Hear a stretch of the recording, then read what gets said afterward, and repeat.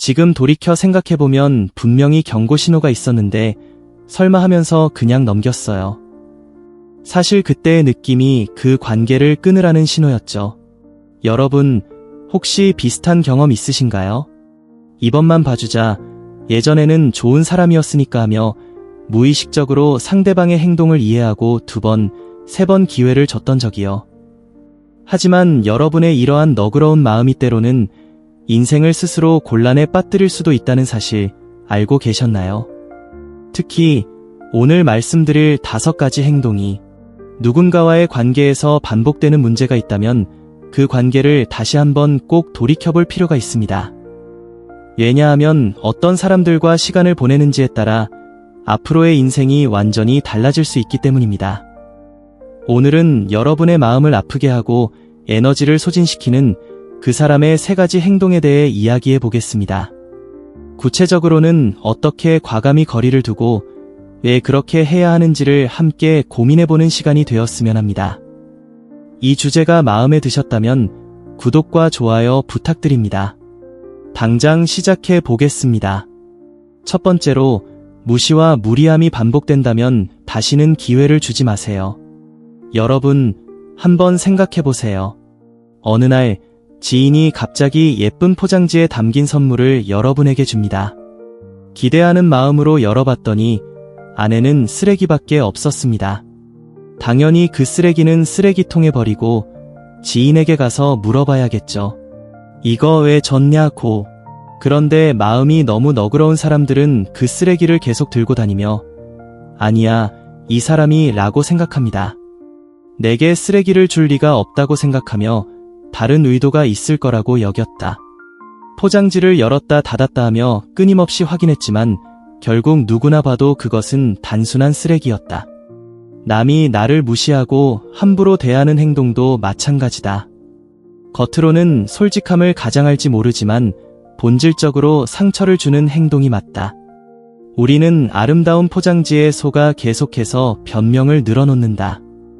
타인을 함부로 대하는 사람들은 사실 마음속에 충족되지 않는 어떤 것이 있는 것이다. 그러므로 다른 사람에게 상처를 주고 내가 누군지 알아?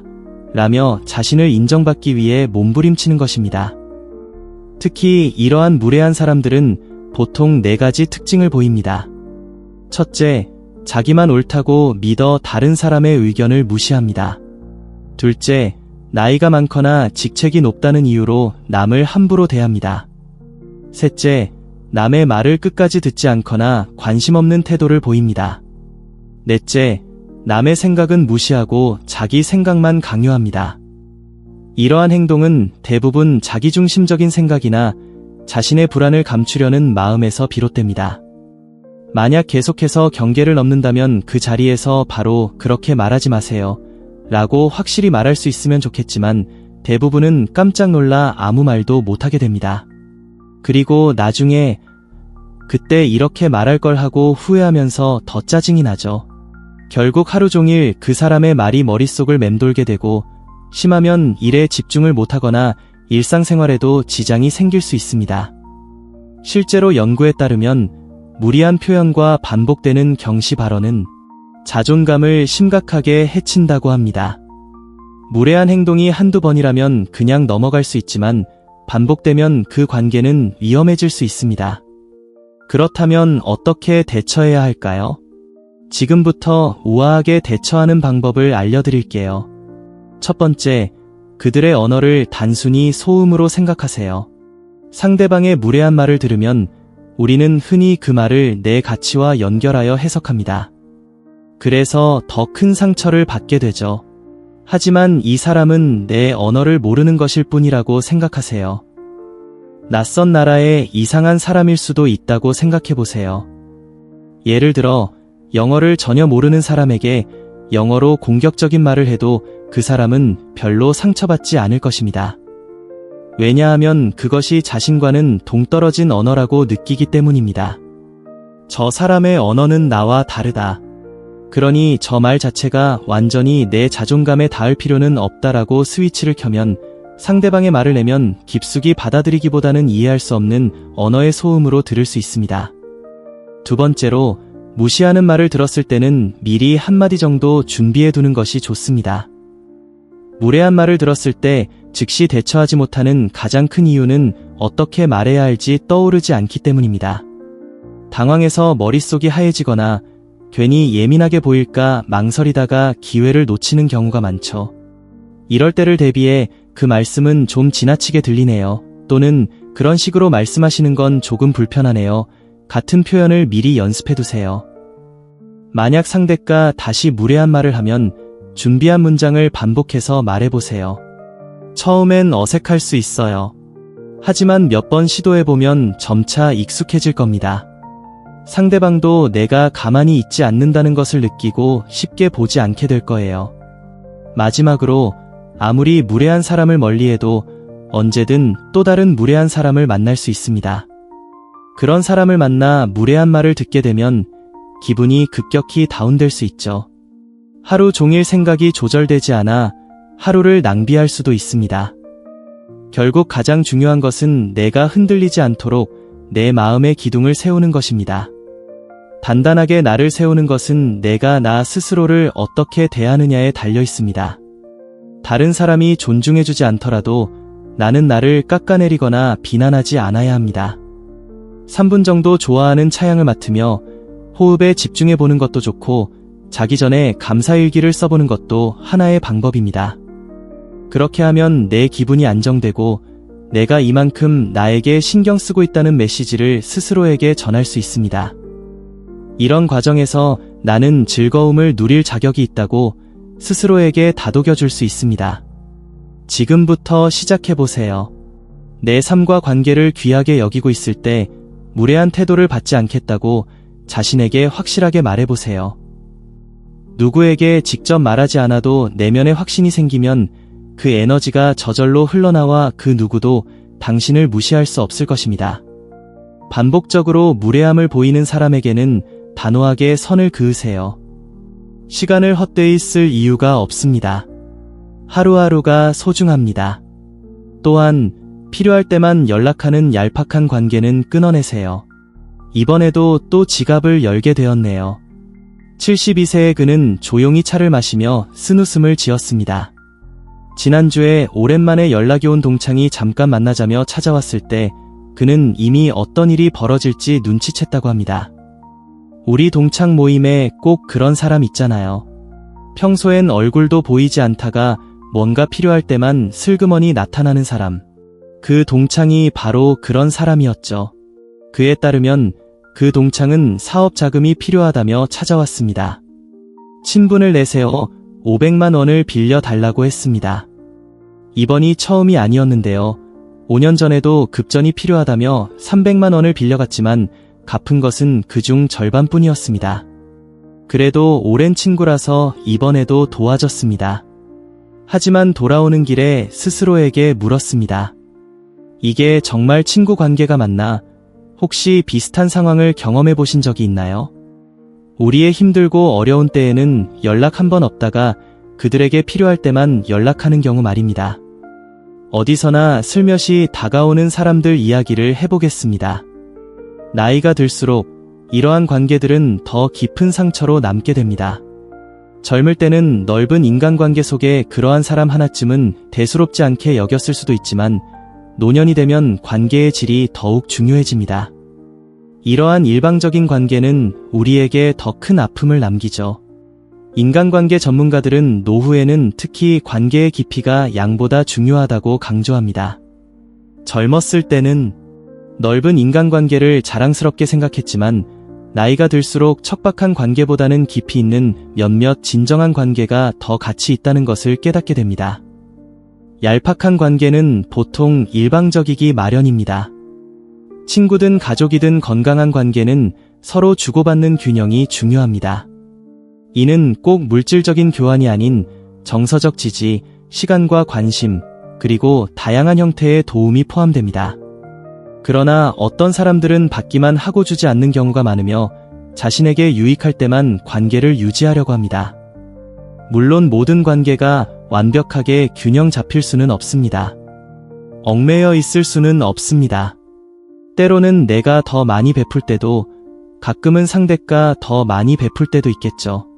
그리고 급할 때 도움을 요청하는 것 자체는 결코 잘못된 것이 아닙니다. 하지만 문제는 패턴입니다. 항상 내가 주기만 하고 상대는 받기만 한다면 그것은 건강한 관계로 볼 수 없습니다. 그렇다면 이러한 얄팍한 관계를 어떻게 다뤄야 할까요?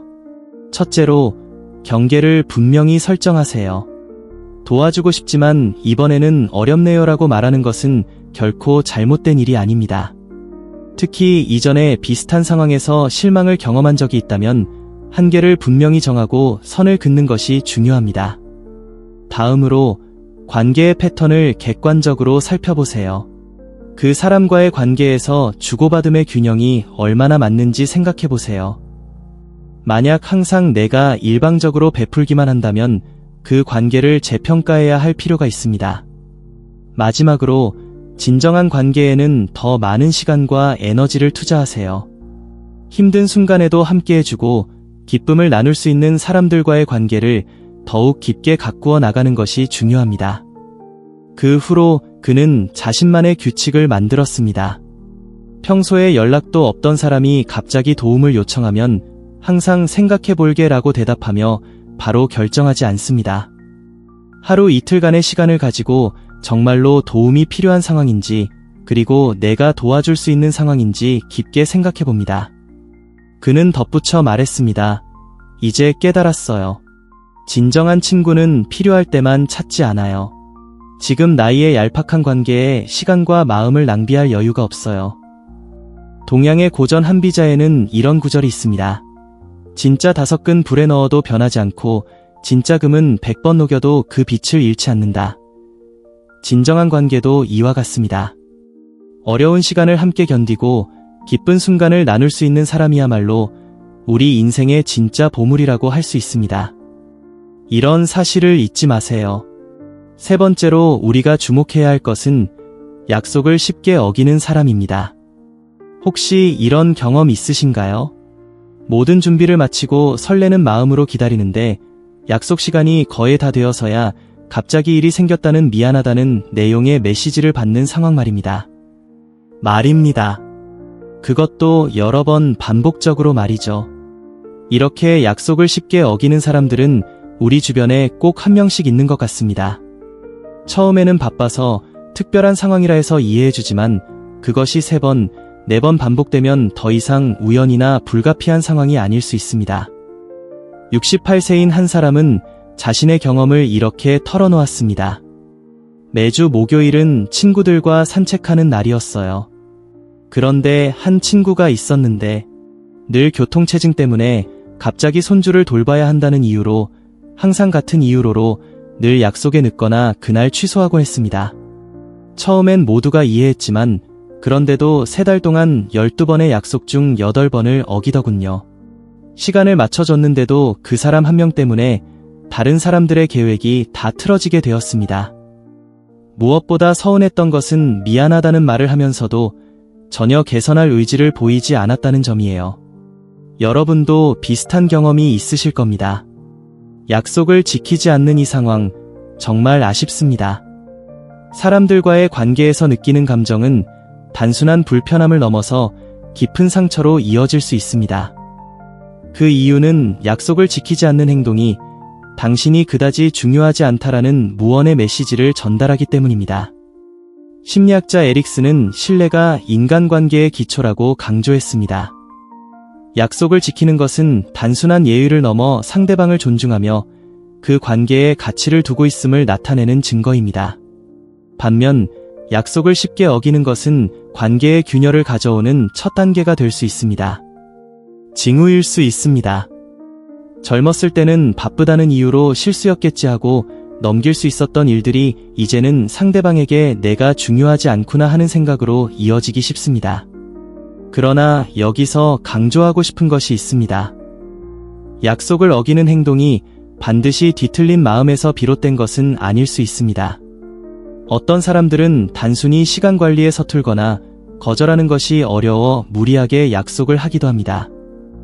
또 어떤 사람들은 자신의 능력을 과신하여 현실을 과소평가하기도 합니다.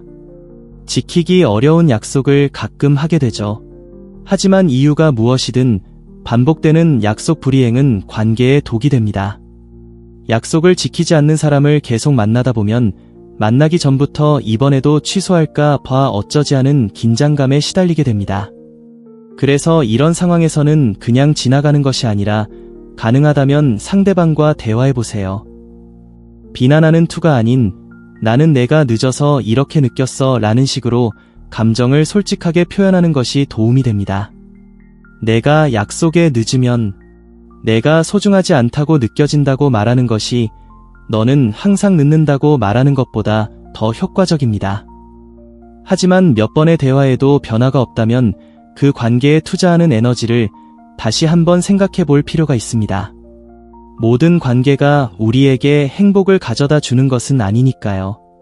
결국 정미경 씨는 그 친구와 개인적으로 만날 때는 시간에 덜 민감한 일정을 잡기로 결정했습니다. 영화처럼 정확한 시간에 만나는 대신 말이죠. 시간에 맞춰 시작하는 약속을 피하고 카페에서 여유롭게 만나기로 했습니다. 그리고 친구들과의 단체 모임에는 더 이상 초대하지 않기로 했습니다. 그것이 모두에게 더 나은 선택이더군요. 모든 관계에는 각자의 역할과 책임이 따릅니다. 누군가가 반복적으로 약속을 어기면 그것은 단순한 실수 이상의 의미를 가질 수 있습니다. 그 관계를 그다지 중요하게 여기지 않는다는 무언의 신호일 수 있죠. 여러분도 약속을 자주 어기는 사람과의 관계를 재평가해 보시기 바랍니다. 그 사람과의 관계가 어떤지, 여러분에게 기쁨보다 스트레스를 더 많이 주는 관계가 있다면 자신의 정서적 건강을 위해 거리를 두는 것도 하나의 방법입니다. 지금까지 관계 속에서 경계해야 할 3가지 유형의 사람들과 행동에 대해 살펴보았습니다. 반복되는 무시와 무례함, 필요할 때만 찾아오는 사람들, 약속을 취소하는 사람들. 이런 관계에 대처하는 방법은 다양합니다. 누군가 무리하게 대할 때 다시 되물어서 상황을 객관화할 수 있습니다. 가끔 상대가 사용한 부적절한 표현을 그대로 들려주는 것만으로도 충분할 수 있습니다. 충분한 경고가 될 때도 있고 상황에 따라 무성의하게 반응하거나 유머로 대처하는 것도 한 방법입니다. 중요한 점은 마치 벽에 대고 이야기하는 것처럼 대화가 전혀 통하지 않는 사람들이 있다는 것입니다. 어떤 관계에서 계속 상처를 받고 개선될 여지가 보이지 않는다면 이 관계를 계속 유지하는 것이 맞는지를 스스로에게 물어보고 적당한 거리를 두는 것이 최선일 수 있습니다. 우리의 시간과 에너지는 소중합니다. 제한된 이 소중한 시간이라는 자원을 낭비하지 말고 오늘 나를 행복하게 하는 데 집중하는 것이 현명합니다. 다른 사람들의 기대에 부응하려 애쓰기보다는 내가 원하는 삶을 살아갈 때 후회 없는 인생이 됩니다. 적당한 무관심은 상대를 무시하는 것이 아니라 오히려 상대와 나 모두를 존중하는 태도일 수 있다는 사실을 잊지 마세요. 지혜로운 동반자 여러분, 오늘 이야기가 얼마나 와 닿으셨나요? 오늘 이야기가 인간관계에 있어서 든든한 길잡이가 되길 바라면서 이상으로 마치겠습니다. 도움이 되셨다면 구독과 좋아요 부탁드립니다. 앞으로도 유익하고 가치 있는 이야기로 찾아뵙겠습니다. 감사합니다.